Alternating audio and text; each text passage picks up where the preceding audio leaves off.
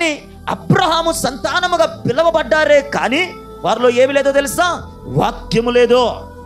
ఈ పూట దేవుని బిడ్డలుగా పిలువబడుతున్నామే కానీ మనలో కానీ దేవుని వాక్యం లేకపోతే దేవుడు అంటాడు, పేరుకు మాత్రమే మీరు అబ్రహాము సంతానం, పేరుకు మాత్రమే విశ్వాసులుగా బ్రతుకుతున్నారు, కానీ మీలో సత్యవాక్యము మీలో స్థిరపరచబడట్లే.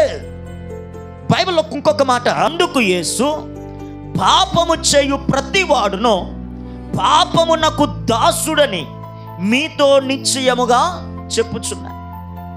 మీరు అబ్రహాము సంతానమైన మీలో వాక్యము లేదు.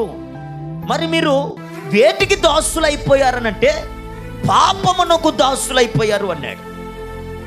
మీలో వాక్యం ఉంటే వాక్యం మిమ్మల్ని సరిచేసేదే. మీలో వాక్యం ఉంటే వాక్యపు లోతుల్లో ఉండేటువంటి మర్మాలు మీకు బయలుపరిచేదే. మీలో వాక్యమే ఉంటే వాక్యములో ఉన్న సత్యం మీరు గ్రహించగలిగిన వారే. కానీ ఇప్పుడు మీరు వేటికి దాసులైపోయారంటే పాపమునకు దాసులైపోయారు. మీరు పాపమునకు దాసులైపోయారు గనుక మీలో సత్యవాక్యము నిలిచి ఉండలేదు. మీలో పాపముకు చోటిచ్చి పాపమునకు దాసులైపోయారు గనుక మీరు సత్యమును గ్రహించలేకపోతున్నారు అన్నాడు. స్తోత్రం కలుగును గాక.